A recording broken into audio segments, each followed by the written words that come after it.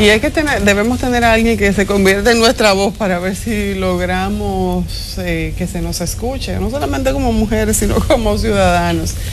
Esos son de los temas que vamos a hablar en el día de hoy. Nos acompaña Guadalupe Valdés, quien es diputada nacional, pero también es candidata a una diputación por la circunscripción número 1. Gracias por estar aquí, mujer, y en un día en el que se le da un ultimátum a los partidos precisamente para que cumplan esa cuota. Vamos a comenzar por ahí. ¿Qué tan difícil es, por un lado, para los partidos llenar la cuota y por el otro lado, para la mujer participar en política? Bueno, yo creo que los partidos que al día de hoy no han cumplido con la cuota y que además fueron los mismos partidos que solicitaron que se violara la ley para que se les permitiera utilizar la cuota a nivel nacional y no por demarcación, como está planteado, no deben de tener el voto de los ciudadanos y las ciudadanas, porque realmente hay mujeres en todas partes y hay muchas mujeres participando en política. Lo que pasa es que los hombres que controlan los partidos políticos quieren seguir asignando los puestos, que además ha sido muy antidemocrático en este proceso, a hombres para que sigan teniendo el control del proceso electoral. Y ya de las que llegaron al Congreso por las elecciones pasadas, ¿qué trascendencia han tenido en sus propuestas, en sus recomendaciones, en su posición? ¿Han coincidido con las de los varones o se ha sentido la diferencia? Hay diferencias porque, por ejemplo, hay un conjunto de leyes en el Congreso que, si bien hay algunos legisladores que sí tratan de asumir estas posiciones, la mayoría de los legisladores hombres no creen en una perspectiva transversal de género en las diferentes leyes. Pero creo que lo que Franklin pregunta es si las mujeres legisladoras toman posiciones diferentes a los hombres legisladores o si las mujeres legisladoras asumen el discurso masculino. Bueno, eso depende. O sea, por ejemplo, puede haber que haya algunas legisladoras que sí asumen el discurso masculino, sobre todo en los proyectos. Ha habido momentos, por ejemplo, en los proyectos contra la violencia hacia las mujeres que han generado mucho conflicto en la Cámara de Diputados, y a veces sí algunas pueden asumir esto. Ahora, nosotros en la Cámara de Diputados desde la Comisión de Género, se intentó incluso conformar una bancada parlamentaria de las mujeres, tomando en cuenta que somos 40 mujeres en el Parlamento y que podíamos tratar de identificar un voto en los proyectos para garantizar los derechos de nosotras las mujeres. 40 de 178, ¿verdad? De 190. 190. O sea, el 20%. ¿Y qué pasó? Se avanzó en algún momento, pero no logramos formar esa bancada que votara de manera dura por los proyectos, por ejemplo, que garantizaran estos derechos. Perdona Melissa, temas como el Código Penal, por ejemplo, no hubo una unificación de criterios en torno a las mujeres. ¿Cuánto pesan los partidos en que las mujeres no puedan tener un voto que defienda intereses propios de la mujer? Ese fue el propósito, o sea, y duramos varios años en ese sentido, de que los derechos de las mujeres tenían que estar por encima de las líneas de los partidos políticos. Sin embargo, aunque ahora no ha sido totalmente posible lograrlo, sí esperamos que en el próximo periodo esto se pueda lograr.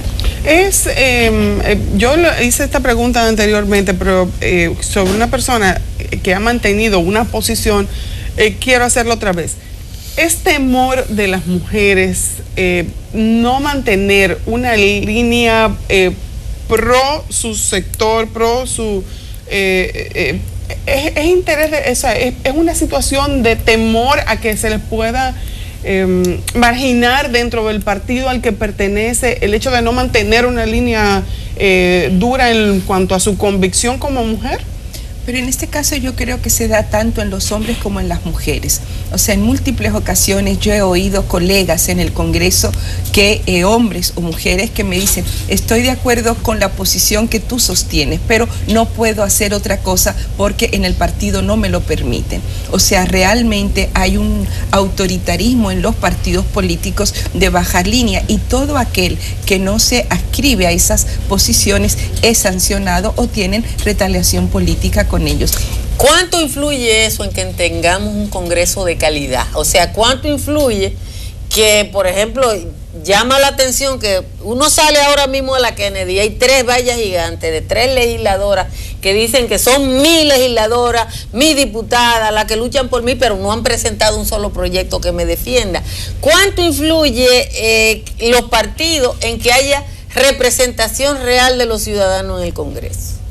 Bueno, es que por el método incluso que hay de elegir, que es el método de Homs, y ustedes hablaban en el segmento anterior del control que hay, por ejemplo, de los medios de comunicación, de los gastos que se están haciendo en campaña.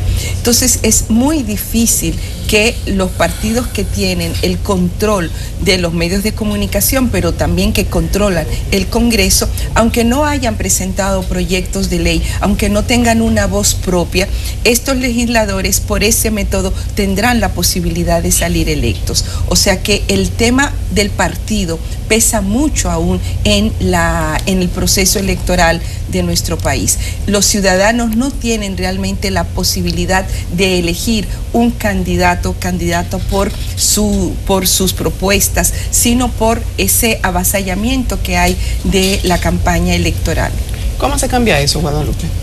Yo creo que eso se cambia haciendo conciencia, planteando cada vez más que los ciudadanos tienen derecho a elegir. Es su única posibilidad de decidir el 15 de mayo por qué candidato o candidata voy a votar, y que tratar de hacerlo por propuestas programáticas.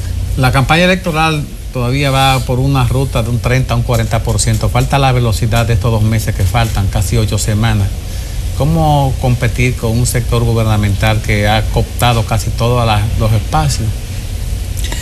Compitiendo con propuestas y tratando de ganar que la propia ciudadanía rechace lo que ellos están haciendo. La gente está hastiada cuando se prende la televisión y uno cada medio segundo tiene un anuncio del mismo candidato. Eso hastía a la población, y entonces la población cada vez puede ir tomando mayores niveles de conciencia de que esa no es la forma de ganar unas elecciones. En nuestro caso, por ejemplo, lo que estamos haciendo son encuentros ciudadanos en diferentes sectores, en el sector salud, con los maestros, con las personas con discapacidad, para discutir esa propuesta programática que es lo que debe de entrar al debate en la campaña electoral. No son las caravanas la mejor forma de hacer campaña, porque además gastan combustible, contaminan el ambiente, generan una contaminación de ruido tremendo, y no hay una relación con el elector sobre cuáles son las propuestas que se están presentando. Pero es suficiente, porque Guadalupe es una candidata independiente que está en la boleta de un partido pequeño. Tú misma dijiste que es por el método de Homs. Eso significa que para tú salir tiene que salir tu partido y después ser la más votada de tu partido. Entonces hay que ganar 2 veces. En una situación de inequidad donde se estima que en promedio un legislador gasta entre 10 y 20 millones de pesos para que lo elijan, las posibilidades de convencer a la gente son remotas. 10 o 20 millones, no, perdón. En la pre-campaña escuchamos que hubieron candidaturas que gastaron más de entre 18 y 50 millones para ganar las precandidaturas de sus partidos políticos. ¿Entre 18? Y 50 millones. ¿Y cuántos son los ingresos de un legislador? En los 4 años, un legislador no gana más de 7 millones de pesos, porque el salario de un legislador es de 175,000 pesos.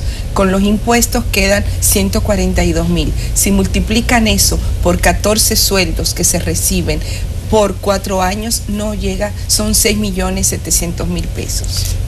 ¿Cómo? O sea que esa inversión que se hace de 18, hasta de 10 millones, tiene que ser recuperada de otra manera. Y eso es sin llegar a la campaña. Eso es precandidatura. Eso fue en las precandidaturas. Aquí siempre se ha pensado en la panacea de que al votar una ley de partidos políticos se puede lograr hacer la diferencia. ¿Eso es así?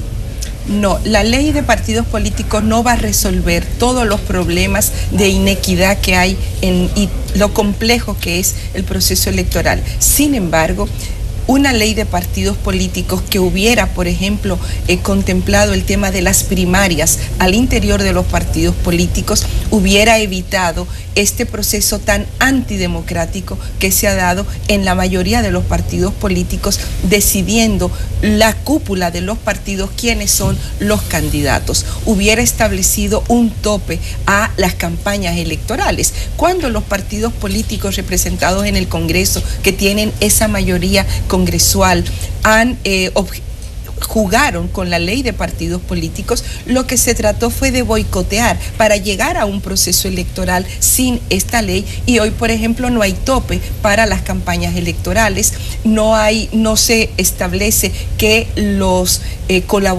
donantes puedan ser públicos. Ayer sale una noticia también de que son más de 400 millones de pesos que reciben los partidos políticos de parte del sector privado, pero no se sabe quiénes son los donantes de los partidos políticos. Entonces, por eso debimos de tener una ley de partidos políticos. Pero la Junta hay cosas que la puede regular sin la ley de partidos. Exactamente. O sea, por ejemplo, el origen de la financiación, eso lo puede regular la Junta. Sí, puede hacerlo. No, la Junta puede regular todo, incluso puede regular el control de los medios de comunicación.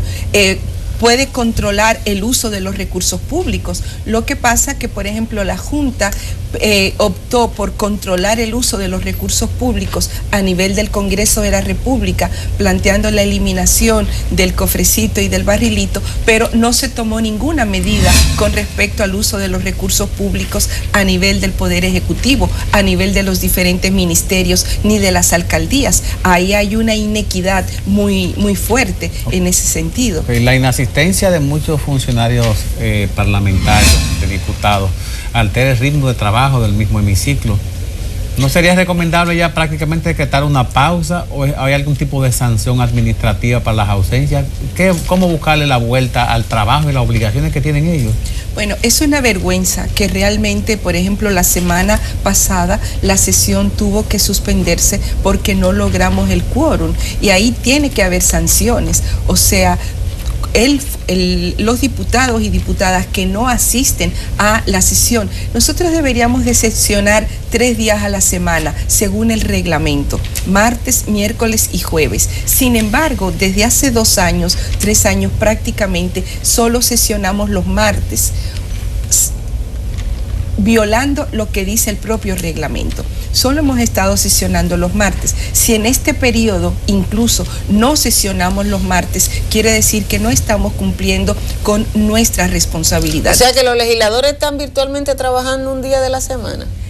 Los martes vamos a sesión y los miércoles y jueves a trabajo de comisión. Pero el reglamento de la Cámara dice que debemos sesionar martes, miércoles y jueves en sesión del Pleno. Por eso es tan importante que el Congreso de la República pueda cumplir con su propia normativa. Ese es uno de los cambios sustantivos que tenemos que darnos en el Congreso de la República. Pero también habría que plantearse, por ejemplo, esto de si se toma o no una licencia. El tema, hay países donde la función legislativa, los legisladores no se pueden reelegir, y yo creo que eso hay que debatirlo también aquí en el país, porque nosotros tenemos legisladores que tienen 4 y 5 periodos en el Congreso de la República, y claro, si un legislador se va a reelegir, pasa lo mismo que está pasando en el Poder Ejecutivo, que se descuidan las funciones del trabajo para poder dedicarse a la campaña electoral. Eso sería violatorio de los derechos constitucionales de elegir y ser electo.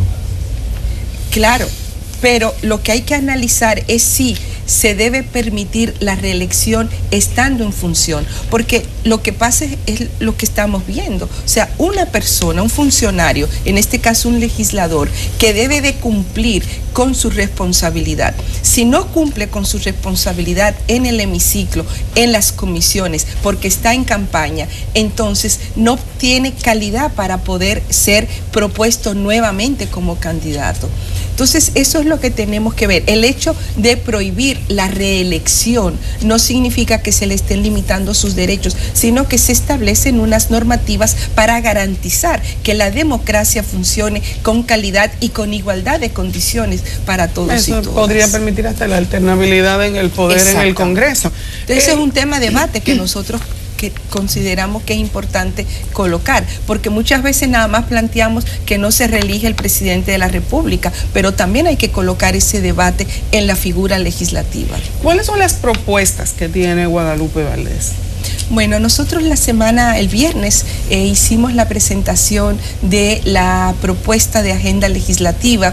Nosotros consideramos, hay varios temas importantes. Uno de ellos es la preocupación que tiene la población con el tema de la seguridad ciudadana, y hay que trabajar un enfoque integral de la seguridad ciudadana, donde hay un conjunto de leyes y de marcos legales, como es el Código Penal, la Ley de Armas, pero también toda la reforma de la policía, que tiene que centrarse en la dignificación incluso de la Policía Nacional, del rol que debe jugar la policía, que en lugar de reprimir, lo que tiene es que garantizar la protección de la ciudadanía, y para esto hay que trabajar un marco legal que se corresponda con esta visión, pero también estamos planteando todo lo que tiene que ver con la revisión de la Ley de Seguridad de Salud y la seguridad social en el país, todo lo que tiene que ver con las ARS, que hay que hacer una profunda revisión de esta ley. Y también creemos que el Congreso tiene que abrir sus puertas. Por eso nuestro lema de campaña es: abramos las puertas del Congreso a la ciudadanía. El Congreso tiene que pasar a ser un parlamento abierto. Los datos tienen que desclasificarse para que los ciudadanos puedan tener acceso a esta información. Los datos tienen que ser abiertos. El Congreso de la República no tiene datos abiertos, y esto es una gran limitación en ese sentido. Los procesos de elaboración y formulación de las leyes tienen que ser con la participación amplia de la ciudadanía, y por eso también estamos impulsando una ley sobre participación de la ciudadanía. O sea que tenemos una propuesta de ley integral, donde el tema de la transparencia y la rendición de cuentas sea un tema esencial en el proceso legislativo. ¿Cómo se desarrolla la mecánica de un día de trabajo donde el Poder Ejecutivo manda aprobación de préstamos internacionales por miles de millones de pesos? ¿Cuál es la idiosincrasia? ¿Qué es lo que se mueve? ¿Cómo se hacen las propuestas? ¿Cómo los parlamentarios que no están de acuerdo opinan, participan, si eso queda registrado? ¿Cómo es aquello? Bueno, el tema de los préstamos normalmente entran por el Senado de la República, y entran por el Senado porque es donde el Poder Ejecutivo tiene el mayor control. Entonces entran por el Senado, a veces se forma una comisión bicameral que tiene diputados y senadores, y lo llevan al Pleno y se vota. Yo creo que esto es uno de los grandes problemas que tenemos en el país. Normalmente no hay oportunidad, por ejemplo, cuando ya viene al Pleno, y eso a veces se hace en menos de 24 horas, o sea, se conoce en el Senado, viene a la Cámara de Diputados y se somete al Pleno. Y a veces hay oportunidad de en el Pleno, por ejemplo, tomar algún turno, pero por lo general no hay un debate amplio, y tampoco es necesario, porque en esos tipos de propuestas es donde hay una línea más clara de parte del Ejecutivo. Y al tener mayoría, prácticamente aprueban los préstamos sin mayores problemas. Usted dice que el proyecto es sometido, por ejemplo, en la Cámara de Diputados, y puede que no se agoten turnos o no se otorguen turnos para la discusión de temas que afectan no solo al dominicano actual, sino al dominicano del futuro. Sí, se dan turnos, se abren los turnos, me explico, y se abre el debate y se dice, bueno, se va a conocer eso, y uno tiene oportunidad de poder hacer algún señalamiento. Lo que no hay posibilidad es de oponerse, por ejemplo, a que se aprueben, porque la fuerza mayoría mecánica tiene 99 legisladores, y con eso prácticamente se puede aprobar un préstamo, porque los préstamos no se aprueban con la mayoría, no es una ley orgánica que necesita. No hay una mayoría calificada. No, exactamente, con la mayoría simple se puede aprobar. ¿Promedio cuántos millones de dólares se han aprobado en este ciclo del presidente Medina? ¿Cuántos préstamos por cuánto? Bueno, en este periodo la deuda se ha incrementado sustancialmente. Se dice que ha subido no sé exactamente qué porcentaje, pero sí se ha aumentado sustancialmente a lo que teníamos anteriormente. Más de 6.000 millones se ponen. Si pudieran si pudiéramos mirar hacia el futuro con la labor parlamentaria que se ha estado haciendo, ¿qué país veríamos? Bueno, con lo que tenemos actualmente, un país en el cual la democracia no se aplica, porque un Congreso que no tiene la capacidad de debatir, los congresistas no representamos al partido por el cual fuimos elegidos. El legislador representa al pueblo, que es el soberano, y en eso sus propuestas de leyes, sus planteamientos tienen que responder a la sociedad, no a un partido político. Entonces, si seguimos con un Congreso en el cual no hay debate, en el cual no hay contrapeso, en el cual no se fiscaliza el ejercicio de lo público. Por ejemplo, nosotros no ejercemos como diputados y diputadas la función de fiscalizar cómo se ejecuta el presupuesto, la gestión del presupuesto, la administración. Entonces tenemos una democracia sumamente recortada y limitada.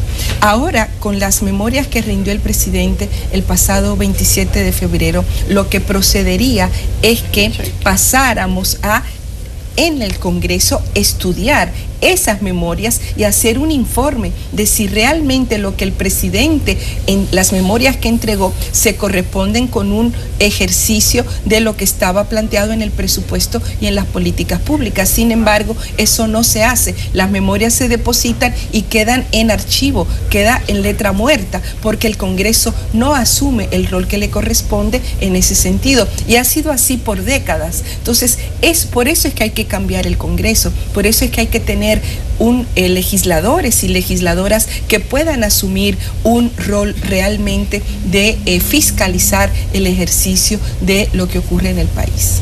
Bueno, y yo creo que eso se pudiera lograr si hay alternabilidad. Muchísimas gracias por estar aquí, mucha suerte durante todo este proceso. Muchísimas gracias a ustedes.